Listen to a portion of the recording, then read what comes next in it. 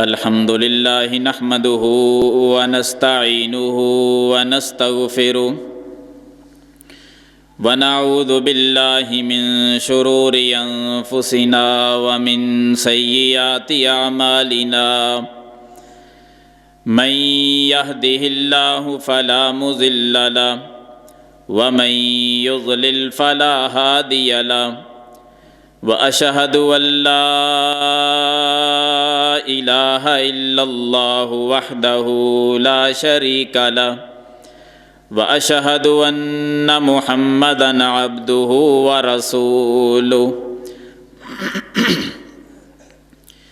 يا أيها الذين آمنوا اتقوا الله حق تقاته ولا تموتن إلا وأنتم مسلمون يا أيها الذين آمنوا اتقوا الله وقولوا قولا سديدا يصلح لكم أعمالكم ويغفر لكم ذنوبكم ومن يطع الله ورسوله فقد فاز فوزا عظيما يا أيها الناس اتقوا ربكم الذي خلقكم من نفس واحدة وخلق منها زوجها وبث منهما رجالا كثيرا ونساء واتقوا الله الذي تساءلون به والأرحام إن الله كان عليكم رقيبا اللهم صل على محمد وعلى آل محمد كما صليت على إبراهيم وعلى آل إبراهيم إنك حميد مجيد اللهم بارك على محمد وعلى آل محمد كما باركت على إبراهيم وعلى آل إبراهيم إنك حميد مجيد أما بعد فإن خير الحديث كتاب الله وخير الهدي هدي محمد صلى الله عليه وسلم وشر الأمور محدثاتها وكل محدثة بدعة وكل بدعة ضلالة وكل ضلالة في النار أما بعد فأعوذ بالله السميع العليم من الشيطان الرجيم من همزه ونفخه ونفثه بسم الله الرحمن الرحيم الله لا إله إلا هو الحي القيوم لا تأخذه سنة ولا نوم له ما في السماوات وما في الأرض من ذا الذي يشفع عنده إلا بإذنه يعلم ما بين أيديهم وما خلفهم ولا يحيطون بشيء من علمه إلا بما شاء وسع كرسيه السماوات والأرض ولا يؤوده حفظهما وهو العلي العظيم رب اشرح لي صدري ويسر لي أمري واحلل عقدة من لساني يفقه قولي اللهم رب زدني علما اللهم رب زدني عملا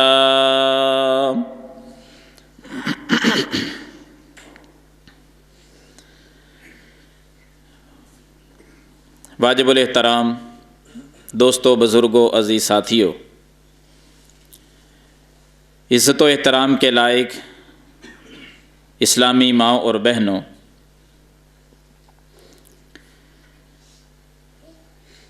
آپ کے سامنے قرآن مجید فرقان حمید کی ایک آیت مبارکہ پڑھنے کی سعادت نصیب ہوئی ہے۔ اس آیت مبارکہ کو آیت الکرسی کے نام سے یاد کیا جاتا ہے۔ تو اسی آیت کریمہ یعنی آیت الکرسی کی روشنی میں آج کے خطبہ جمعۃ المبارک میں اللہ رب العالمین کی خاص توفیق سے، اس کے فضل و کرم سے میں 3 چیزیں آپ کے سامنے بیان کروں گا۔ پہلے نمبر پر آیت الکرسی کو اللہ رب العالمین نے جو مقام و مرتبہ عطا فرمایا ہے اس پر 2-3 باتیں، پھر مالک کائنات خالق ارض و سما نے اس آیت الکرسی میں جو کچھ بیان کیا ہے اس پر چند باتیں آپ کے سامنے ذکر کروں گا، اور تیسرے نمبر پر کہ جو شخص اس کے مقام و مرتبے کو پہچان کر جو کچھ اللہ رب العالمین نے اس میں بیان کیا ہے وہ عقیدہ بنا کر پھر اپنے انداز میں مختلف اوقات میں اپنی زبان پر آیت الکرسی کو جاری کرتا ہے، یعنی تلاوت کرتا ہے، پڑھتا ہے، اس بندے کے ساتھ پھر اللہ کی محبت کیسی ہوتی ہے۔ یہ 3 باتیں ہیں: آیت الکرسی کا مقام، مرتبہ، رفعت و بلندی اور اس کی فضیلت، اور دوسرے نمبر پر جو کچھ اللہ نے بیان کیا ہے وہ کیا ہے، تیسرے نمبر پر جو بندہ اس کو مان لیتا ہے پھر اس کو جو پڑھے گا اس کی فضیلت اللہ کے ہاں اور اس کا مقام و مرتبہ و بندے کا کیا ہوگا۔ آپ کی توجہ رہی تو انشاءاللہ بہت ہی اختصار کے ساتھ بہت جلد ہی آپ کو یہ تینوں باتیں سمجھ آ جائیں گی۔ مقام و مرتبے کے لحاظ سے آغاز کرتے ہیں۔ قرآن مجید کی کل سورتوں کی تعداد 114 ہے۔ اگر سورتوں کے اعتبار سے دیکھا جائے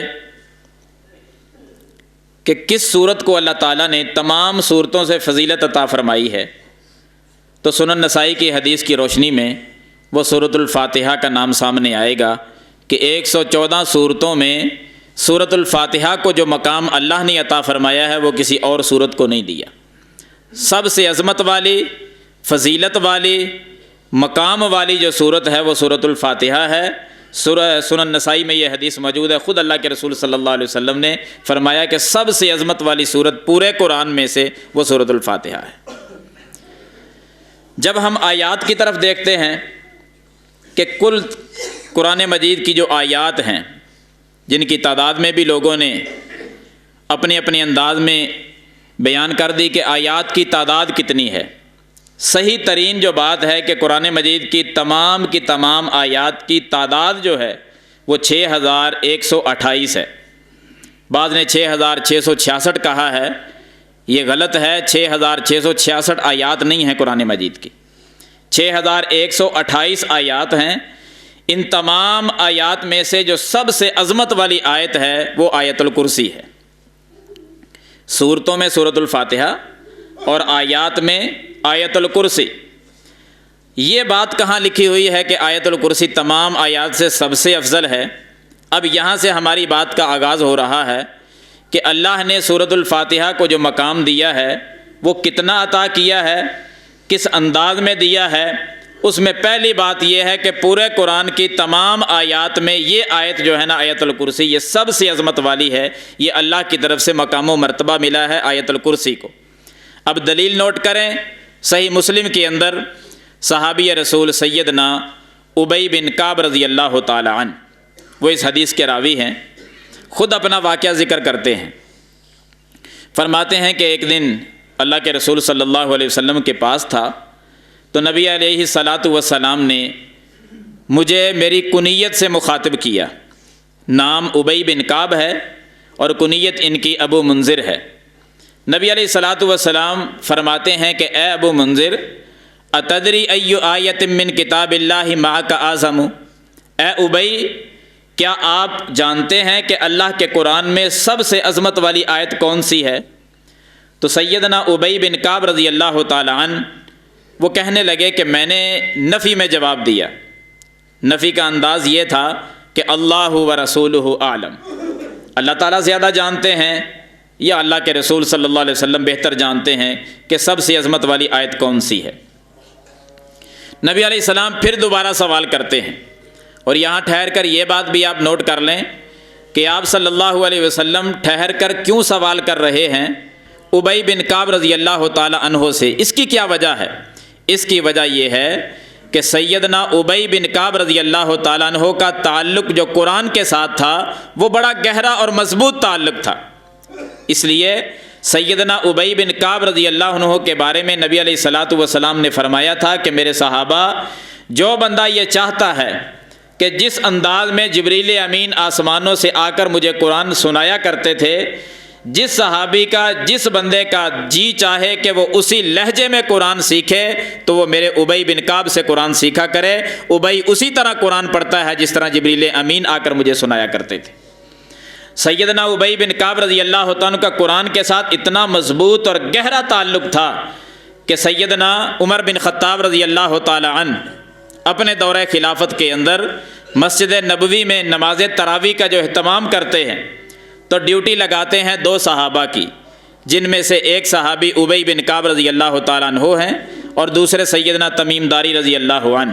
موطا امام مالک میں یہ حدیث موجود ہے کہ انہوں نے ڈیوٹی لگائی کہ آپ نے مسجد نبوی میں نماز تراویح باجماعت پڑھانی ہے۔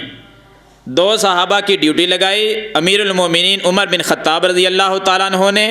آج بھی موطا امام مالک میں وہ واقعہ موجود ہے، 11 رکعت پڑھانے کی ڈیوٹی لگائی تھی، 11 رکعت نماز تراویح وتر سمیت ڈیوٹی لگائی۔ مسجد نبوی کا نام بھی واضح ہے، جو ائمہ کرام منتخب کیے گئے وہ نام بھی واضح ہیں، اور جس نے منتخب کیا امیر المومنین اس کا نام بھی واضح ہے۔ جس کتاب کے اندر یہ واقعہ موجود ہے وہ کتاب بھی موطا امام مالک ہے، اور اللہ کی توفیق کے ساتھ سند کے بھی ذمہ دار ہیں۔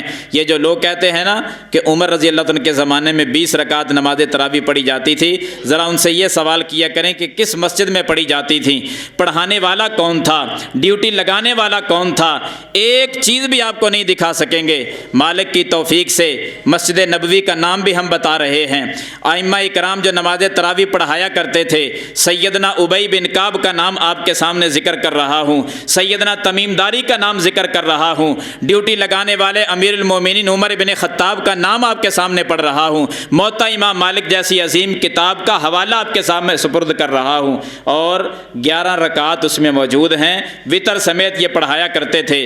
20 رکعت کا دعویٰ کرنے والے وہ اپنی اصلاح کر لیں، مسجد کا نام بھی نہیں ملے گا، امام کا نام نہیں ملے گا، ڈیوٹی لگانے والے کا نام نہیں ملے گا، کس مسجد میں پڑھی جاتی تھی 20 رکعت، کچھ بھی آپ کو نہیں ملے گا۔ اس لیے جو اتنی مجہول باتیں ہوں ان کو لے کر اس پہ عمل کرنا، ان کو چھوڑ دو۔ جو روز روشن کی طرح واضح ہوں ان کو اپنائیں اور اس پر عمل کریں۔ 11 رکعت نماز تراویح کو اپنائیں، یہ سیدنا ابی بن کعب رضی اللہ تعالیٰ عنہ کے ساتھ ایک محبت کا انداز ہے۔ سنت بھی یہی ہے۔ الغرض سیدنا ابی بن کعب رضی اللہ تعالیٰ عنہ کا قرآن کے ساتھ بڑا مضبوط تعلق۔ قرآن سکھانے کی بات آئی تو نبی علیہ السلام نے نام ان کا لیا، نماز تراویح پڑھانے کی بات آئی تو امیر المومنین نے انتخاب ان کا کیا۔ تو نبی علیہ الصلاۃ والسلام اسی لیے پوچھ رہے ہیں، قرآن کے ساتھ بڑا گہرا اور مضبوط تعلق تھا کہ اے ابی اتدری ای آیت من کتاب اللہ ما کا اعظم، جانتے ہو کہ رب کے قرآن میں سب سے عظمت والی آیت کون سی ہے؟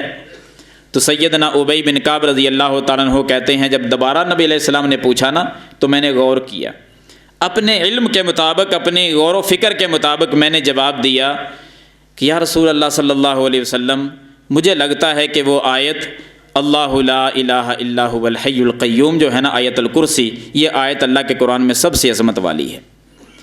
تو نبی علیہ الصلاۃ والسلام نے جب جواب سنا تو ابی کہتے ہیں کہ نبی علیہ السلام نے اپنا ہاتھ مبارک میرے سینے پہ مارا، میرے سینے پہ ہاتھ مار کر کہنے لگے کہ اے ابی آپ کو یہ علم مبارک ہو۔ کیا معنی؟ کہ آپ کا جواب درست ہے کہ پورے قرآن میں سب سے عظمت والی آیت آیت الکرسی ہے، اللہ آپ کو مبارک کرے، آپ کا علم، مبارکباد دی۔ اور اس حدیث سے یہ بات واضح ہوتی ہے کہ سارے قرآن میں سب سے عظمت والی آیت آیت الکرسی ہے۔ دوسری حدیث جو مسند احمد کے اندر آتی ہے، بیان کرنے والے صحابی سیدنا ابی بن کعب رضی اللہ تعالیٰ عنہ ہی ہیں، جو ابھی آپ کے سامنے حدیث پڑھ رہا تھا صحیح مسلم کے حوالے سے۔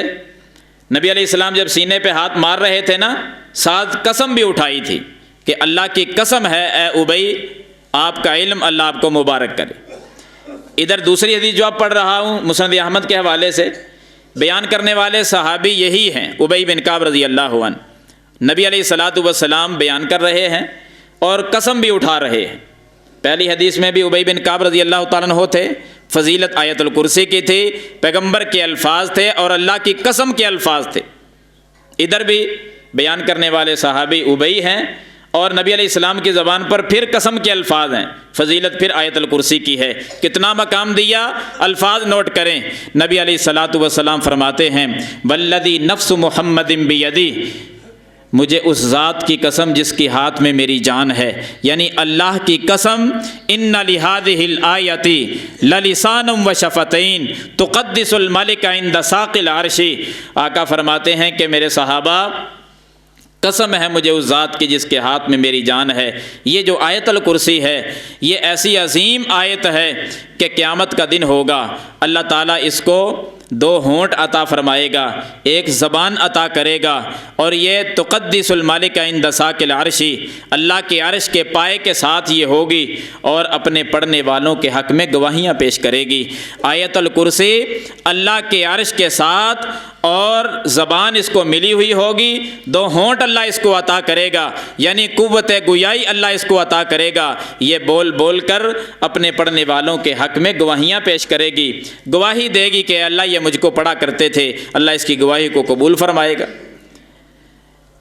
یہ دو حدیثیں جو آیت الکرسی کی عظمت، رفعت و بلندی، مقام و مرتبہ، اس پر دلالت کرتے ہیں۔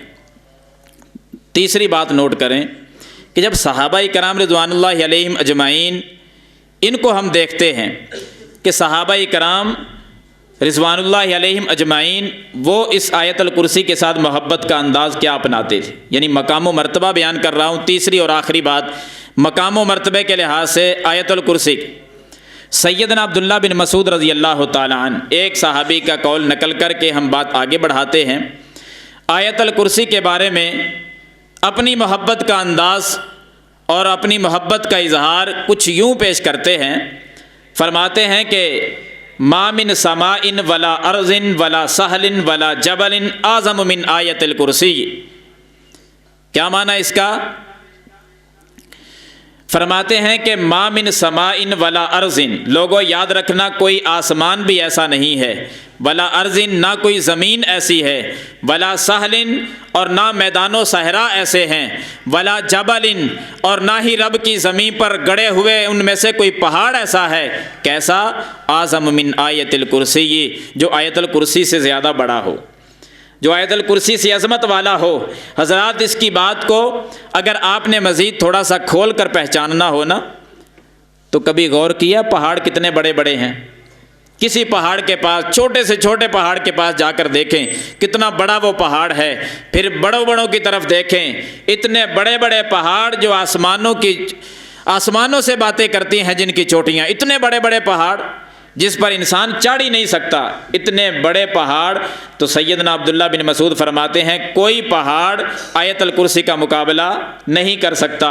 پہاڑ تو دور رہے، میدان و صحرا میں نکل جائیں، اللہ کی زمین پر کتنا علاقہ ایسا ہے جو میدان ہے، جو برابر ہے، فرمایا وہ بھی سارا مل جائے، آیت الکرسی کا مقابلہ وہ بھی نہیں کر سکتے۔ میدان و صحرا کو چھوڑو، ساری زمین کو لے آؤ اور ساتوں زمینوں لے آؤ، ساتوں زمینوں میں سے کوئی زمین ایسی نہیں جو آیت الکرسی کا مقابلہ کرے۔ پہاڑوں کو چھوڑو، آپ میدان و صحرا کو چھوڑو، زمینوں کی بات بھی نہ کرو، زمین تو پھر بھی محدود ہے، جس طرف نکلو گے آگے پانی آ جائے گا، زمین کی حد بندی چاروں طرف سے کر دی گئی ہے۔ صحابی کہتے ہیں ما من سماء، لوگوں آسمان بھی کوئی ایسا نہیں۔ جانتے ہو کتنا بڑا آسمان ہے؟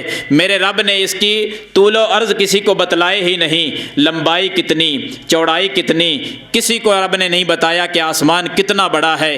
ہاں ایک آسمان کا موٹاپا یعنی وجود اس کا جس کو کراس کرنا ہو وہ بتا دیا ہے کہ ایک آسمان کو کراس کر کے آپ نے اوپر جانا ہے، تو کتنا فاصلہ ہے؟ فرمایا 500 سال بندہ چلتا رہے تو ایک آسمان کا اپنا وجود کراس ہوگا، 5 صدیاں بیت جائیں گی، اتنا بڑا آسمان، یعنی زمین سے لے کر آسمان تک جتنا فاصلہ ہے نا، یہ بھی 500 سال کی مسافت ہے۔ جتنا فاصلہ یہ ہے اتنا ہی ایک آسمان کا اپنا وجود ہے، پھر اس آسمان سے لے کر دوسرے آسمان تک پھر اتنا ہی خلا ہے، یعنی 5 صدیاں پھر لگیں گی، اور تیسرے آسمان، دوسرا آسمان پھر اتنا ہی بڑا ہے، چوتھا، پانچواں، 7 آسمان اللہ نے بنائے ہیں۔ عبداللہ ابن مسعود فرماتے ہیں ما من سمائن، رب کے 7 آسمانوں میں کوئی آسمان ایسا نہیں ہے جو آیت الکرسی کا مقابلہ کرے۔ چاروں اطراف میں کوئی پتہ نہیں کہ لمبائی کتنی، چوڑائی کتنی، رب نے کسی کو بتائی ہی نہیں۔ زمین کیسے مقابلہ کرے گی؟ پہاڑ اور میدان و صحرا کیسے مقابلہ کریں گے؟ آسمان نہیں مقابلہ کر سکتا آیت الکرسی کا۔ اتنی عظمت والی یہ 3 باتیں آپ ہمیشہ یاد رکھیں کہ اللہ کے قرآن میں تمام آیات میں سب سے عظمت والی آیت آیت الکرسی۔ دوسری بات، قیامت کے دن اللہ کے عرش کے پائے کے ساتھ ہوگی، اور یہ آیت الکرسی کو اللہ زبان دے گا، ہونٹ دے گا، قوت گویائی بخشے گا، یہ اپنے پڑھنے والوں کے حق میں گواہی دے گی۔ اور تیسری بات کہ عبداللہ ابن مسعود رضی اللہ عنہ فرماتے ہیں آیت الکرسی کا مقابلہ کوئی بھی نہیں کر سکتا، آسمان، زمین، پہاڑ، میدان و صحرا سب پیچھے ہیں، آیت الکرسی آگے ہے۔ اللہ نے بیان کیا کیا ہے اس آیت الکرسی میں، جس کو اتنا مقام دے دیا گیا، اتنی عظمت اور شان سے نوازا گیا، اس میں بیان کیا ہوا ہے حضرات؟ اس میں اللہ نے اپنا تعارف پیش کیا ہے، اس میں اللہ نے اپنی توحید کا اعلان کیا ہے۔ آیت الکرسی اول تا آخر اللہ کی توحید پہ دلالت کرتی ہے، اللہ کی وحدانیت پہ دلالت کرتی ہے، شرک و کفر کو دور کرتی ہے کہ اس آیت میں جو کچھ بیان ہوا ہے اس پر بندہ ایمان لے آئے۔ آغاز بھی اللہ نے اپنے صفاتی نام سے، ذاتی نام سے کیا ہے، اللہ لا الہ الا هو الحی القیوم۔ لفظ اللہ سے اس کا آغاز ہو رہا ہے، اور آگے اللہ تعالیٰ اپنا تعارف کرواتے ہیں، پھر اپنی پہچان پر اللہ دلائل پیش کرتے ہیں۔ اللہ، اللہ کون ہے؟ اللہ لا الہ الا ہو، جس کے علاوہ کوئی الہ نہیں، معبود برحق نہیں، وہی الہ ہے، وہی معبود برحق ہے، کوئی اس کا شریک نہیں۔ یہ اللہ تعالیٰ کا ایک دعویٰ ہے۔ اللہ کی نے اپنی پہچان کرواتے ہوئے پہچان میں ایک دعویٰ کیا کہ اللہ وہ ہے جس کا کوئی ثانی نہیں، کوئی شریک نہیں، وہ الہ ہے، کوئی دوسرا الہ نہیں۔ اب اس دعوے پر اللہ نے آگے دلائل پیش کیے۔ اللہ تعالیٰ ایک بھی دلیل نہ دینا تو اللہ کی بات ہی دلیل ہے، لیکن سمجھانے کے لیے، لوگوں کے ذہنوں کے قریب کرنے کے لیے ایک آیت کے اندر مالک نے 11 دلائل پیش کر دیے کہ اگر رب کی پہچان کرنی ہو، اللہ کو پہچاننا ہو، دنیا میں زندگی گزارنے والوں لوگوں، اگر تم نے اللہ کی پہچان کرنی ہو تو یہ دلائل ہیں، ان کو پڑھ لیا کرو، پھر غور کیا کرو کہ ماتھا کہاں ٹیکنا ہے، سجدہ کس کو کرنا ہے۔ ایک چھوٹی سی آیت جس کو ایک آیت ہم کہتے ہیں، اور ہے بھی ایک آیت، آیت الکرسی، عظمت کی طرف دیکھیں تو اللہ کی قسم بندہ حیران رہ جاتا ہے۔ اللہ تو نے اتنا کچھ بیان کر دیا۔ اگر اسماء کی طرف دیکھا جائے تو اللہ نے اپنے اسماء حسنی 5 اس ایک آیت میں بیان کیے ہیں۔ رب کی صفات کی طرف دیکھا جائے، میرے اللہ نے آیت الکرسی کے اندر 26 صفات ذکر کر دی ہیں۔ کلمات کی طرف دیکھا جائے تو اس ایک آیت الکرسی کے اندر 10 کلمات، اللہ نے 10 جملے رکھ دیے ہیں، 50 کلمات بیان کیے ہیں۔ حروف کی طرف نظر اٹھاؤ، 198 حروف ایک آیت کے اندر اللہ نے بیان کیے ہیں۔ اتنی عظمت والی آیت، 26 باری تعالیٰ کی صفات اپنے اندر سمائے ہوئے، 5 اسماء حسنی اپنے اندر لیے ہوئے، اور جو 50 کلمات پر مشتمل ہے، 10 جملوں پر مشتمل ہے، 200 کے قریب حروف پر مشتمل ہے۔ اتنی عظمت والی آیت، اللہ نے 11 دلائل توحید کے ذکر کر دیے۔ اللہ کے 11 دلائل کون سے ہیں؟ میں ایک ایک بات ذکر کر کے، تاکہ اختصار کے ساتھ وقت کو ملحوظ خاطر رکھتے ہوئے کچھ نہ کچھ آپ کے سامنے ذکر کر سکوں۔ پہلی دلیل اللہ کی کہ الہ کو اگر پہچاننا ہے، اپنے اللہ اور رب کی پہچان کرنی ہے، تو رب وہ ہوتا ہے جو الحی القیوم۔ یہ 2 دلیلیں اللہ کی، الحی القیوم۔ الہ وہ ہوتا ہے جو حی اور قیوم ہو۔ حی کس کو کہتے ہیں؟ جو ہمیشہ سے زندہ ہے اور ہمیشہ زندہ رہے گا۔ یہ صفت کس کے اندر ہے؟ کوئی کائنات میں کوئی ایسا لے آئیں، کوئی نام لیں کسی کا کہ جو ہمیشہ سے زندہ ہو اور اس نے ہمیشہ ہی رہنا ہو، کوئی نہیں ملے گا۔ الحی جو ہمیشہ سے ہے۔ اس دنیا کے اندر آپ کو پتہ ہے کہ کتنی کتنی عمر پانے والے لوگ بھی آئے۔ اس دور میں تو 50-60 سال عمر جس کو مل جائے وہ بڑا خوش نصیب ہے۔ 60-70 سال اس امت کی عمر ہے کل۔ نبی علیہ السلام نے فرمایا میری امت کی عمریں 60 سے لے کر 70 سال تک ہیں۔ اس سے زیادہ اگر کسی کو نصیب ہو جائے تو اللہ کی رحمت ہے۔ 60-70 سال ٹوٹل عمر بتلائی گئی امت محمدیہ کی۔ اس دنیا میں ہزار سال سے زیادہ زندہ رہنے والے لوگ بھی گزر گئے۔ نوح علیہ السلام کی زندگی کو پڑھو نا، 950 سال تو تبلیغ کرتے رہے اور اللہ کی بغاوت کرنے والے بھی آئے۔ فرعون کو اللہ نے 500 سال عمر دی تھی، 500 سال زندہ رہ کر بھی وہی کچھ ہوا جو سب کے ساتھ ہوتا ہے، یعنی موت آ گئی۔ کوئی ہمیشہ کے لیے نہیں آیا، صرف ہمیشہ ایک اللہ کی ذات ہے جس کو الحی کہا جاتا ہے کہ وہ ہمیشہ زندہ ہے، ہمیشہ زندہ رہے گا۔ جب کسی کو یہ صفت لائق ہی نہیں، کوئی ہمیشہ ہے نہیں، کوئی ہمیشہ رہے گا نہیں، تو پھر اس کی عبادت کیسے ہو سکتی ہے؟ یہ اللہ کی صفت ہے کہ یہ 11 کی 11 صفات صرف ایک اللہ کی ہیں اور کسی کی نہیں۔ القیوم کو دیکھ لیں، جو سب کو قائم رکھنے والا ہے، اللہ ہی ہے جو قائم رکھنے والا، کوئی اور قائم نہیں کر سکتا۔ بے سہارا دنیا ہے، یہ کمزور ہے، دنیا کے اندر کوئی پائیداری نہیں، چاہے کوئی کتنا بڑا دعویٰ کرنے والا ہو۔ ہم مردوں کی بات نہیں کرتے، زندوں کی بات کرتے ہیں۔ آدمی زندہ ہو کیا کچھ کر سکتا ہے؟ کبھی زندہ انسان کی بے بسی تو دیکھ لیا کریں کہ جس کے سامنے ہم گھٹنے ٹیکتے ہیں، جس کی قبر پہ جا کے ہم ماتھا ٹیکتے ہیں، وہ بیچارہ جب زندہ تھا تو کس قدر بے بس تھا، وہ جب زندہ تھا تو کتنا کمزور تھا۔ آج کل کے زندہ انسانوں کو دیکھ لیا کریں، اتنی بے سہارا زندگی ہے انسان کی، اور بے سہارا خود ہے انسان کہ کوئی کام بغیر سہارے کے نہیں کر سکتا۔ میرے اللہ کو قیوم کی صورت میں دیکھنا ہو تو کتنے بڑے بڑے پہاڑ میرے اللہ نے بغیر ستونوں کے کھڑے کر دیے۔ آسمانوں کی طرف نظریں اٹھائیں، کوئی آسمان کے نیچے ستون نہیں، کتنا بڑا آسمان، پھر دوسرا، پھر تیسرا، 7 آسمان کھڑے کیے، کوئی پلر نہیں دیا، کوئی آسمان کے نیچے کوئی ستون نہیں کھڑا کیا، کوئی بیم نہیں ڈالے۔ میرے اللہ نے اتنے مضبوط اور اتنے بڑے آسمان کھڑے کر دیے، بغیر سہارے کے کھڑے کیے۔ اس کو کہتے ہیں القیوم۔ اور انسان کی بے بسی اور انسان کی کمزوری دیکھنی ہو، چھوٹی سی چیز اگر کھڑی کرنی ہو بغیر سہارے کے یہ کھڑی نہیں کر سکتا۔ پورا گاؤں مل جائے نا، یہ ایک مائک ہے ہمارے سامنے، ہم نے اپنی آواز کو بلند کرنے کے لیے ایک مائک اپنے سامنے کھڑا کرنا تھا، دیکھ لو اس کے ساتھ ہم نے کیا حشر کیا، کتنا اس کے ساتھ سٹینڈ جو ہے وہ لگا دیا، کتنی اس کو ٹھہرانے کے لیے اس کو سپورٹ دے دی گئی، اور کیا کچھ کیا گیا۔ معمولی چیز ایک کھڑی کرنی ہو سہارے کے بغیر نہیں کر سکتے۔ یہ ایک چھت کی طرف دیکھیں، پنکھے کی طرف دیکھ لیں، کسی ایک چھوٹی سی چیز کی طرف آپ دیکھیں، اللہ کی قسم بغیر سہارے کے ہم کسی چیز کو نہیں کھڑا کر سکتے۔ جب بندہ مر جائے تو پھر سب کے لیے وہ سہارا بن جاتا ہے۔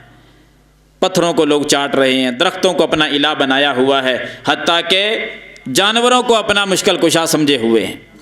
الحی القیوم، قیوم اللہ کی ذات ہے، اس نے سب کو روکا ہوا ہے، قائم کیا ہوا ہے۔ کبھی اللہ کو قیوم کی حالت صورت میں دیکھنا ہو تو زمین پر ہی نظریں دوڑا لیا کرو، نیچے بھی پانی ہے، چاروں اطراف میں پانی ہے، پانی پر اتنی مضبوط زمین کو ٹھہرا دیا۔ ہم تو عمارت بنائیں تو بنیادوں میں پانی چلا جائے تو دیواریں پھٹ جاتی ہیں، لنٹر نیچے گر جاتا ہے۔ اتنی بے سہارا دنیا، اور اسی رب نے زمین پانی پہ کھڑی کر دی، کچھ ہلنے نہیں دیتا، ایسا مضبوط کر دیا پہاڑوں کو گاڑ کر کہ انسان پہاڑوں کو دیکھ کے پریشان ہے۔ میرا رب جب اپنی قدرت دکھلاتا ہے تو پہاڑوں کو بھی ہلا دیتا ہے، اس مضبوط زمین پر بھی زلزلے کو برپا کر دیتا ہے۔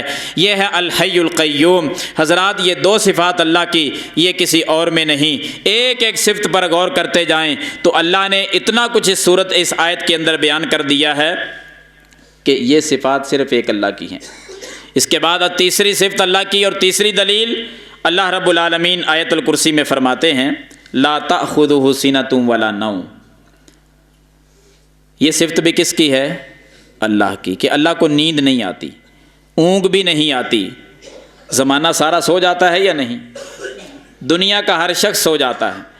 سب سے بہترین تو اللہ کے رسول صلی اللہ علیہ وسلم اس دنیا میں تشریف لائے، کیا نبی علیہ السلام پہ نیند نہیں آتی تھی؟ جب وہ سو جاتے تھے تو کون ہے ایسا شخص جو کہے کہ مجھے نیند ہی نہیں آتی؟ اگر آج کل تو کسی کو نیند نہ آئے تو وہ بیچارہ بیمار ہے۔ یعنی انسان کیا حیثیت ہے انسان کی کہ نیند نہ آئے تو مریض ہے، گولی کھا کر اس کو آرام کرنا پڑتا ہے۔ میرے رب کی صفت یہ ہے کہ اسے نیند تو کیا، اسے اونگ بھی نہیں آتی۔ لا تأخذہ سنۃ ولا نوم، اونگ بھی نہیں۔ کوئی ایک ایسا سامنے لے کر آئیں کہ جس کو نیند نہ آتی ہو اور وہ لوگوں کا مشکل کشا بنا ہوا ہو، یہ ایک اللہ کی صفت ہے، کسی اور کی نہیں۔ چوتھی دلیل اور چوتھی صفت اللہ تعالیٰ کی کہ اللہ کون ہے، الہ کون ہے، غور فرمائیں، لہو ما فی السماوات و ما فی الارض، زمین و آسمان اسی کے ہیں۔ جو زمین و آسمان کا مالک ہے نا، وہ تمہارا الہ ہے، وہ تمہارا اللہ ہے، وہ تمہارا رب ہے۔ جو زمین و آسمان کا مالک ہے تو کون ہے زمین و آسمان کا مالک؟ ایک اللہ۔ اگر زمین و آسمان کا مالک کوئی اور ہے تو پیش کریں نا، نام لیں کسی کا۔ اگر زمین و آسمان کو بنانے میں کسی نے حصہ ڈالا ہو، جب اللہ نے زمین و آسمان کی تخلیق کی، اس کو پیدا کیا، کسی نے مٹیریل دیا تھا، کسی نے کوئی مزدوری کی تھی، کسی نے حصہ ڈالا ہے۔ جب زمین و آسمان کا مالک ایک اللہ ہے تو عبادت بھی اسی کی کرنی چاہیے، وہی الہ ہے، کوئی اور الہ نہیں۔ اور اس کے بعد اللہ تعالیٰ فرماتے ہیں 5ویں نمبر پر، من ذا الذی یشفع عندہ الا باذنہ، اللہ کے سامنے کوئی سفارشی نہیں ہو سکتا اللہ کی اجازت کے بغیر۔ اللہ کی اجازت کے بغیر کوئی شفاعت نہیں کر سکے گا، بول نہیں سکے گا۔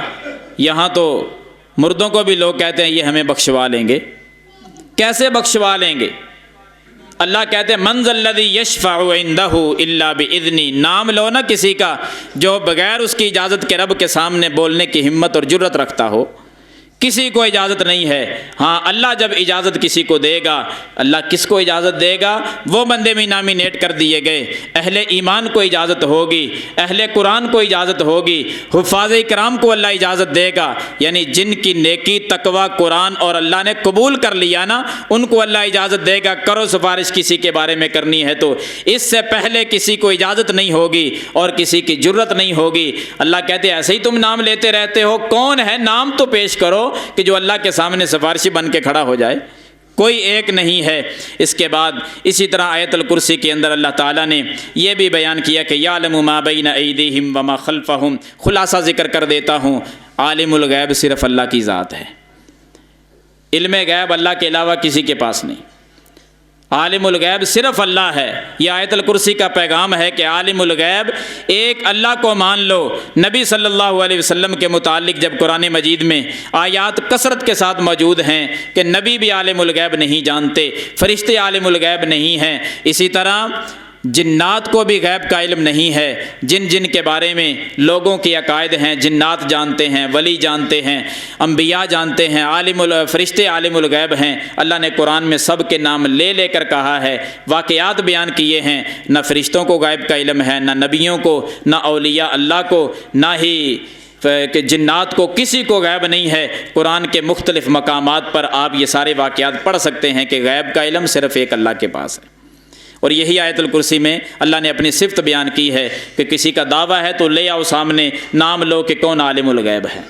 جب ہے کوئی نہیں تو پھر عبادت کیوں کسی کی؟ عبادت صرف ایک اللہ کی۔ اسی طرح فرمایا وَلَا يُحِيطُونَ بِشَيْءٍ مِّنْ عِلْمِهِ إِلَّا بِمَا شَاءَ، جو اللہ کا علم ہے، اللہ سے کوئی اللہ کا علم چھین ہی نہیں سکتا، کوئی احاطہ ہی نہیں کر سکتا۔ کہ اللہ کے پاس جو اللہ کا علم ہے نا، کوئی بندہ کہے کہ میں اس کا احاطہ کر لیتا ہوں، میرے پاس بھی بہت بڑا علم آ گیا ہے، میں فلاں علم جانتا ہوں، فلاں جانتا ہوں۔ اللہ کہتے ہیں کہ اللہ کے علم کا تم احاطہ کرو، کون ہے؟ کوئی احاطہ نہیں کر سکتا۔ جو اللہ چاہے گا کسی کو دے دے گا، اللہ کے علم کا احاطہ نہیں ہو سکتا۔ بخاری کے اندر واقعہ موجود ہے نا، سیدنا موسیٰ علیہ الصلاۃ والسلام سے پوچھا تھا کسی نے کہ اللہ کی زمین پر سب سے بڑا عالم کون ہے؟ سب سے بڑا عالم۔ تو موسیٰ علیہ الصلاۃ والسلام نے کہا میں سب سے بڑا عالم ہوں۔ اللہ تعالیٰ نے فوراً وحی کی کہ اے موسیٰ، کتنی بڑی بات آپ نے کہہ دی ہے کہ سب سے بڑے عالم آپ ہیں۔ جائیں، میرا ایک بندہ اور بھی رہتا ہے زمین پر جس کا نام خضر علیہ السلام ہے، خضر کے پاس آپ سے کہیں زیادہ علم ہے، اس سے جاؤ اور جا کر سیکھو۔ موسیٰ علیہ الصلاۃ والسلام کا لمبا واقعہ ہے کہ گئے اور خضر علیہ السلام سے سیکھنے لگے۔ سمندر کے کنارے پہ ہیں، کیا دیکھا؟ ایک پرندہ آیا، چھوٹی سی چڑیا ہے، وہ آئی اور ان دونوں کے سامنے خضر علیہ السلام، موسیٰ علیہ السلام دونوں کھڑے ہیں، ان کی آنکھوں کے سامنے اس چڑیا نے سمندر کے پانی سے ایک چونچ پانی کی بھر لی، اڑ گئی۔ خضر علیہ السلام کہنے لگے موسیٰ دیکھا ہے یہ منظر؟ جی یا اللہ دیکھا ہے، اے خضر علیہ السلام دیکھا ہے۔ خضر علیہ السلام کہتے ہیں کہ موسیٰ یہ سمندر کے پانی سے جو ایک چونچ اس نے پانی کی بھر لی اور اڑ گئی ہے نا، سمندر کے پانی میں کمی تو آئی ہوگی، تھوڑا سا پانی اس نے اٹھا لیا ہے تو سمندر کے پانی میں کمی جتنی آئی ہے نا، اے موسیٰ جتنا پانی کم ہوا ہے اس چڑیا کے چونچ بھرنے سے سمندر کے پانی سے، ہم دونوں کا علم مل جائے تو اللہ کے علم میں اتنی کمی بھی نہیں آئی۔ ہم نے علم لیا نا اللہ تعالیٰ سے کہ اے موسیٰ آپ کا علم اور میرا علم دونوں مل کر، کیونکہ اللہ سے ہمیں ملے ہیں تو اللہ کے علم میں کوئی کمی تو آئی ہوگی، فرمایا اتنی بھی کمی نہیں آئی جتنا اس چڑیا کے پانی لینے سے سمندر کے پانی میں کمی آئی ہے، اللہ کا علم اتنا بھی کم نہیں ہوا۔ مفہوم کیا نکلا کہ موسیٰ علیہ السلام سمجھ رہے تھے کہ میں پوری دنیا میں سب سے بڑا عالم ہوں، پھر اللہ نے بتایا خضر علیہ السلام آپ سے کہیں زیادہ جاننے والے ہیں، اور آگے سے خضر علیہ السلام کہتے ہیں دونوں کا علم مل کر بھی اللہ کے علم کے مقابلے میں اس چڑیا کے ایک چونچ میں آنے والے پانی سمندر کے مقابلے میں جو حیثیت رکھتا ہے، ہمارا علم تو اللہ کے مقابلے میں یہ حیثیت بھی نہیں رکھتا۔ تو اللہ کے علم کا کوئی احاطہ کر سکے کوئی نہیں کر سکتا، یہ صفت بھی ایک اللہ کی ہے۔ دنیا میں تو جتنا بڑا کوئی عالم ہوگا اس سے بڑھ کر بھی کوئی جاننے والا لازمی ہوگا۔ وَفَوْقَ كُلِّ ذِي عِلْمٍ عَلِيمٍ، اللہ قرآن میں بھی کہتے ہیں کہ ہر عالم سے بڑا عالم موجود ہے، چاہے کوئی کتنا بڑا ہو اس سے زیادہ جاننے والا موجود ہوتا ہے۔ تو الغرض یہ اللہ کی صفات ہیں، اس میں کسی کو شریک نہیں کیا جائے گا۔ وسع کرسیہ السماوات والارض، ایک اللہ کی صفت یہ بھی ہے کہ اس کی جو کرسی ہے نا وہ زمین و آسمان سے زیادہ وسیع ہے۔ کس کے پاس ایسی کرسی ہے کہ اب آسمان کا آپ نے تذکرہ پہلے سن لیا کہ کتنے بڑے بڑے آسمان ہیں، ساتوں آسمان اللہ کی کرسی کے مقابلے میں بہت چھوٹے ہیں، ساتوں زمینیں بھی، اللہ کی کرسی بہت بڑی ہے، بہت بڑی کرسی ہے۔ یہ عقیدے کی بات ہے کہ کرسی بیٹھنے کے لیے ہوتی ہے، بعض لوگ کہتے ہیں پھر اللہ اس کرسی پر بیٹھتے ہیں، ہم اس طرح کی بات کوئی نہیں کریں گے، اس لیے جو قرآن و حدیث سے بات ثابت ہو اس کو اسی طرح بیان کرنا چاہیے، آگے کیفیات میں نہیں جانا، کیونکہ لیس کمثلہ شیء اللہ نے قرآن میں کہا ہے کہ اللہ کی مثل کوئی چیز نہیں ہے۔ اللہ کی مثل جب بنائیں گے تو یہ کفر تک عقیدہ بندے کو لے جاتا ہے۔ جیسے اللہ کی شان کے لائق ہے اسی طرح اللہ تعالیٰ عرش پر مستوی ہیں، اسی طرح اللہ کی کرسی ہے، جیسے اللہ کی شان کے لائق ہے بس ویسے ہی ہے۔ جو زمین و آسمان پر وسیع ہے اللہ کی ایک کرسی، یہ صفت کسی اور کی نہیں، یہ اللہ کی ہے۔ نبی صلی اللہ علیہ وسلم کی ایک حدیث ہے کہ کتنی بڑی کرسی ہے، فرمایا چٹیل میدان ہو، کھلا میدان ہو، اس میدان کے اندر ایک معمولی سا کڑا رکھ دیا جائے، انگوٹھی رکھ دی جائے، انگوٹھی چٹیل میدان کے اندر، کیا حیثیت ہے اس ایک انگوٹھی کی اور ایک کڑے کی؟ فرمایا ساتوں آسمانوں کے اللہ کی کرسی ہو اور ساتوں آسمان سامنے ہو، ساتوں آسمان اللہ کی کرسی میں پڑے ہوئے ایسے لگیں گے جیسے چٹیل میدان میں ایک چھلا اور ایک کڑا پڑا ہوا ہے۔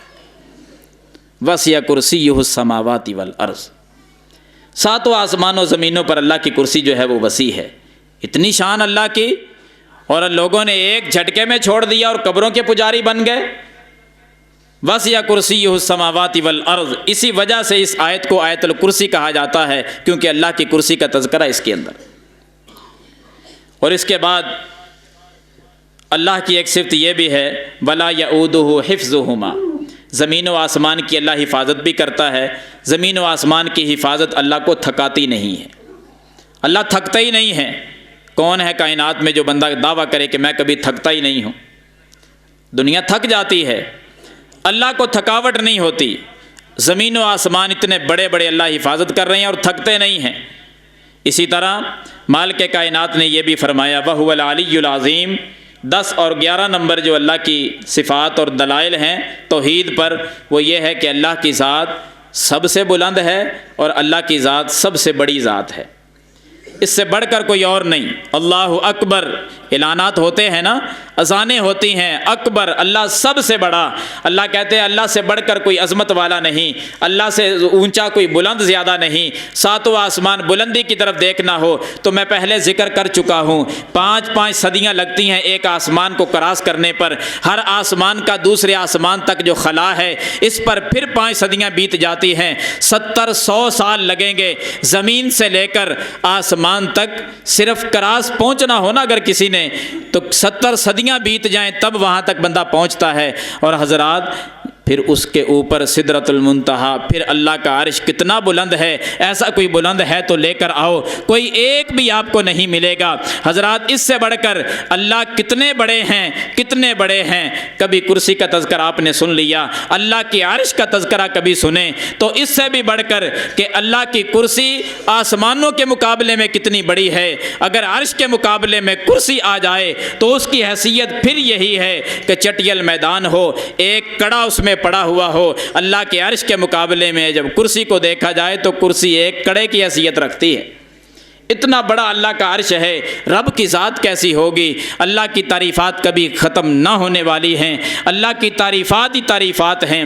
حضرات اختصار کے ساتھ اگر آپ اجازت دیں 4 سے 5 منٹ کے اندر میں آپ کو تیسرا رخ بھی بیان کر دوں کہ آیت الکرسی کے اندر جو مالک نے بیان کیا، ہم نے اس پر عقیدہ بنا لیا، اللہ کو اللہ مان لیا، اللہ کو اپنا الہ تسلیم کر لیا، اور جو 11 دلائل دیے ہم نے تسلیم کر لیے، اور عقیدہ توحید کو اپنا کر آیت الکرسی کی فضیلت کو سینوں پہ سجا کر کہ آیت الکرسی تمام آیات میں افضل ہے، آیت الکرسی قیامت کے دن گواہی پیش کرے گی۔ ہم مان لیں کہ اللہ نے اس کو قوت گویائی دینی ہے، اس کو زبان ملے گی، اس آیت الکرسی کو ہونٹ ملیں گے، یہ پڑھنے والوں کے حق میں گواہیاں پیش کرے گی۔ عبداللہ ابن مسعود کے قول پر ایمان لے آئیں، پہاڑ زمین و آسمان کوئی مقابلہ نہیں کر سکتے، یہ مان کر پھر اپنی زبان سے آیت الکرسی کو پڑھنا شروع کریں، کیونکہ بغیر عقیدہ توحید کے اللہ کی قسم آیت الکرسی پڑھنے کا ایک ٹکے کا فائدہ نہیں ہوگا۔ عیسائیوں نے بھی یہ الفاظ یاد کیے، یہودی بھی پڑھتے ہیں، قرآن کتنا یہودیوں نے یاد کیا اعتراض کرنے کے لیے، وہ بھی الفاظ تو پڑھتے ہیں۔ عقیدہ مشرکانہ ہو، بندہ قبر پہ سجدہ کرنے والا ہو، پتھروں کو چاٹ کر زندگی گزارتا ہو، درختوں کے سامنے جھکا ہوا دکھائی دیتا ہو، اور زبان سے اللہ لا الہ الا هو الحی القیوم کی صدائیں بلند کرتا ہو، میں رب محمد کی قسم اٹھا کر کہتا ہوں ایک ٹکے کا فائدہ نہیں ہوگا۔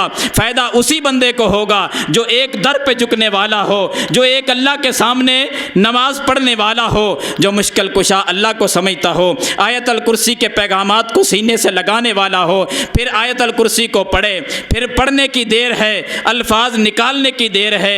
اے بندے تیرا جون سا مقام ہوگا، اے بندے تو جس جگہ پہ پڑھے گا تو انداز بدل کے پڑھ، تو جگہ بدل کے پڑھ، تو ٹائم کا تھوڑا سا فرق کر کے پڑھ، تو اپنی جگہ بدل، تو ٹائم بدل، الفاظ آیت الکرسی کے رکھنا، میرے رب کی طرف سے انعامات کی بارش دیکھنا، تو جگہ بدلے گا، رب انعام بدلے گا، تو ٹائم بدلے گا، اللہ محبت بدلے گا، پھر آیت الکرسی پڑھنے کا مزہ آئے گا۔ میں چند ایک باتیں ذکر کروں، آپ نماز فرض ادا کریں، کوئی بھی نماز ہو نا، فجر ظہر عصر مغرب عشاء یا نماز جمعہ، اس کے بعد نماز کے بعد آیت الکرسی پڑھتے ہیں۔ میرے رب کی محبت کا کبھی آپ نے اندازہ لگایا؟ آیت الکرسی سلام پھیرنے کے بعد اذکار جہاں دیگر بھی کرتے ہیں وہاں آیت الکرسی بھی پڑھ لیں۔ ایک یہ جگہ ہے، محبت کتنی اللہ کی سنیں۔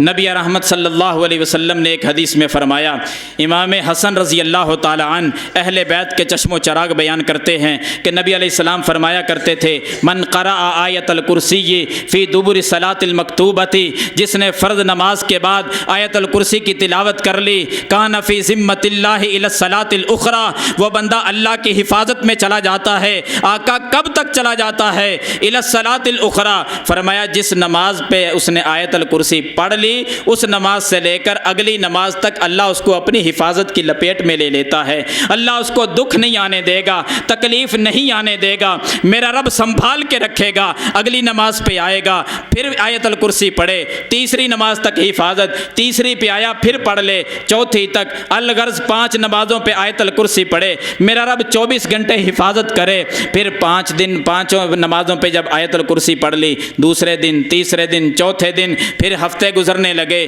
مہینے بیتنے لگے، سال ہا سال اس کے گزرنے لگے، روزانہ یہ 5 نمازوں کے بعد آیت الکرسی پڑھنے والا تھا۔ میرا اللہ حفاظت کر رہا ہے، اللہ اس کو ہر بیماری سے، ہر دکھ سے، ہر پریشانی اور ٹینشن سے بچا کے رکھے گا۔ کتنا کو بچا کے رکھے گا؟ اب دوسری حدیث جو امام نسائی سنن الکبریٰ میں لے کر آئے ہیں، جو معروف آپ نے بھی سن رکھی ہے، وہ حدیث دیکھیں کتنا بچا کے رکھا، کیسے رحمت کی لپیٹ میں سنبھال کے رکھا کہ فرمایا جو بندہ، نبی علیہ السلام فرما رہے، جو بندہ فرض نماز کے بعد آیت الکرسی پڑھتا ہے وہ تو چلتا پھرتا جنتی ہے، جیسے اس کی موت آئے گی سیدھا اللہ کی جنت میں چلا جائے گا۔ موت رکاوٹ ہے، اللہ تو جنت دے دیتا ہے موت کے فوراً بعد۔ آیت الکرسی پڑھنے والا، محبت دیکھے نا اللہ کی کیسی ہے، کتنی محبت میرے اللہ نے کی کہ زندگی میں بھی بچا بچا کے رکھا اور جہنم سے بھی بچا لیا۔ اللہ نے اپنی جنت کا مہمان بنا دیا، جنت کا وارث بنا دیا۔ اے انسان، اگر تو جگہ تھوڑی سی بدل کر اس آیت الکرسی کو پڑھے، آج ڈھنڈورا پیٹتے ہیں نا سارے ہی، اللہ دعاؤں کو قبول نہیں کرتا۔ حضرات، اگر دعاؤں کو قبول کروانے کا ارادہ ہے تو پھر آیت الکرسی کو دعاؤں میں پڑھا کرو۔ اس کے ابتدائی الفاظ اللہ لا الہ الا هو الحی القیوم، اگر کوئی بندہ آیت دعا کے اندر ان کلمات کو پڑھ لے تو آسمان والے کی محبت کچھ اس انداز میں جوش میں آتی ہے کہ اللہ مانگی ہوئی چیز اپنے بندے کو عطا کر دیتے ہیں۔ سنن ابن ماجہ کو پڑھ لو، نبی علیہ السلام نے فرمایا کہ اللہ کا اسم اعظم قرآن کی 3 صورتوں میں بیان ہوا ہے۔ کتنی صورتوں میں؟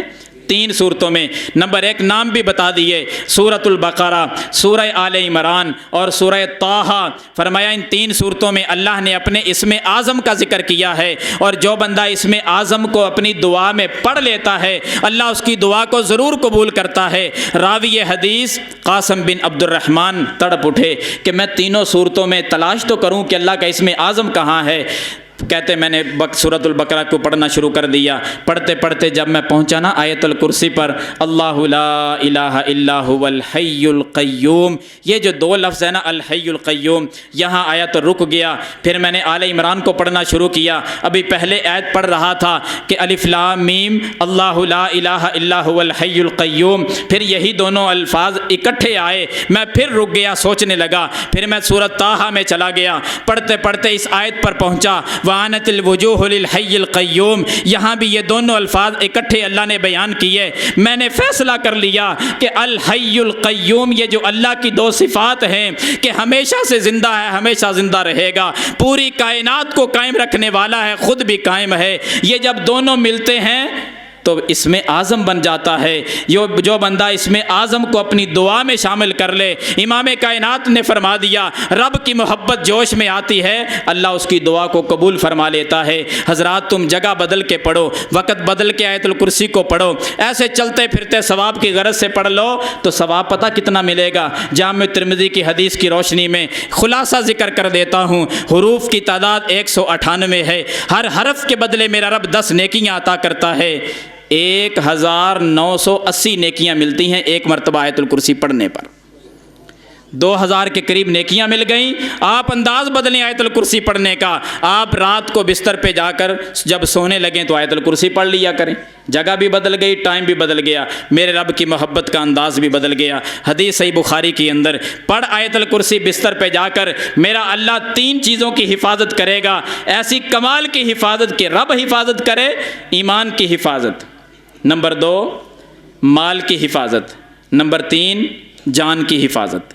ایمان، جان اور مال، یہ 3 چیزیں اگر کوئی بچانا چاہتا ہے تو وہ رات کو بستر پہ جا کر آیت الکرسی پڑھ کر سو جایا کرے۔ محبوب علیہ السلام کی حدیث ہے، لمبی حدیث ہے، خلاصہ ابو ہریرہ رضی اللہ تعالیٰ ذکر کرتے ہیں کہ جو بندہ رات کو بستر پہ جا کر آیت الکرسی کو پڑھ لے، نبی علیہ السلام نے فرمایا کہ اللہ کی طرف سے ایک نگران مقرر ہو جاتا ہے اس بندے کے پاس، یعنی فرشتے کی اللہ ڈیوٹی لگا دیتے ہیں۔ کیا کرتا ہے وہ فرشتہ؟ فرشتے کی یہ ذمہ داری ہے کہ اس کے قریب شیطان کو نہیں آنے دینا، تاکہ ایمان نہ خراب کرے۔ شیطان اس کے ساری رات قریب نہیں آئے گا۔ فرمایا وہ بندہ، وہ مقرر کردہ فرشتہ اس کی حفاظت کرتا ہے کہ کوئی ڈاکو چور بھی اس کے پاس نہیں آ سکتا۔ ڈاکو آئے گا، ہو سکتا ہے ڈکیتی کرے، بندے کو مار جائے۔ جان کی حفاظت چاہتے ہو تو آیت الکرسی پڑھو۔ چور آئے گا، مال لوٹ کر اور مار چوری کر کے لے جائے گا، بچانا چاہتے ہو تو پھر پہرے دار کے لیے آیت الکرسی پڑھو۔ اگر ایمان بچانا چاہتے ہو، شیطان سے بچنا چاہتے ہو تو آیت الکرسی پڑھ لو۔ ایک ہی حدیث میں 3 فائدے ذکر کر دیے گئے۔ مال، جان اور ایمان بچ جاتا ہے آیت الکرسی پڑھنے سے۔ آخری بات نوٹ کر لیں کہ اگر آیت الکرسی کوئی بیمار آدمی بیٹھا ہے نا، جس کو جنات کی شکایت ہے، وہ بھی نوٹ کر لے۔ امام نسائی رحمہ اللہ اپنی کتاب فضائل قرآن میں یہ حدیث درج کرتے ہیں، حسن درجے کی حدیث ہے کہ جو بندہ آیت الکرسی کو پڑھے صبح 1 مرتبہ اور شام کو 1 مرتبہ، آیت الکرسی یہی ہے، ٹائم اس نے بدل دیا، صبح کو پڑھ لے، شام کو پڑھ لے۔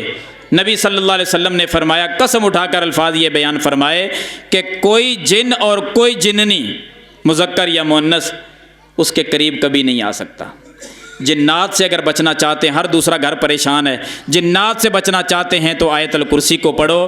حضرات آیت الکرسی صبح شام پڑھو گے، جنات سے نجات مل جائے گی۔ اس آیت الکرسی کو رات بستر پہ جا کے پڑھو گے، جان، مال اور ایمان کی حفاظت ہو جائے گی۔ اسی آیت الکرسی کو ثواب کی غرض سے پڑھو گے، 2000 کے قریب نیکیاں مل جائیں گی۔ اسی آیت الکرسی کو دعا میں پڑھو گے، اللہ مانگی ہوئی چیزیں عطا کرتا چلا جائے گا۔ اسی آیت الکرسی کو نمازوں کے بعد پڑھو گے، اللہ تعالیٰ حفاظت کی لپیٹ میں لے لے گا، ہر قسم کی حفاظت کرے گا۔ جان کی حفاظت ہوگی، مال کی حفاظت ہوگی، ایمان کی حفاظت ہوگی۔ باہر حادثات کے زمانے ہیں، حادثات سے اللہ بچا کے رکھے گا۔ میرا اللہ سنبھال کے رکھتا ہے کس کو؟ جو آیت الکرسی کو پڑھتا ہے۔ اسی عمل کو جاری رکھیں، جاری رکھیں، جاری رکھیں۔ جب موت آئے گی سیدھا بندہ جنت میں چلا جائے گا۔ یہ آیت الکرسی ہے، اس کے مطابق ہم زندگی گزاریں تو انشاءاللہ میرا اور آپ کا ایمان ہونا چاہیے کہ اللہ اپنی حفاظت میں بھی لے گا اور بندے کو شیطان سے بھی محفوظ رکھے گا اور ہر قسم کے حادثات سے بھی محفوظ رکھے گا، بے شمار نیکیاں عطا فرمائے گا۔ اللہ سے دعا ہے کہ اللہ تعالیٰ مجھے اور آپ کو جو کچھ بیان کیا ہے اس پر عمل پیرا ہونے کی توفیق عطا فرمائے۔ وآخر دعوانا الحمدللہ۔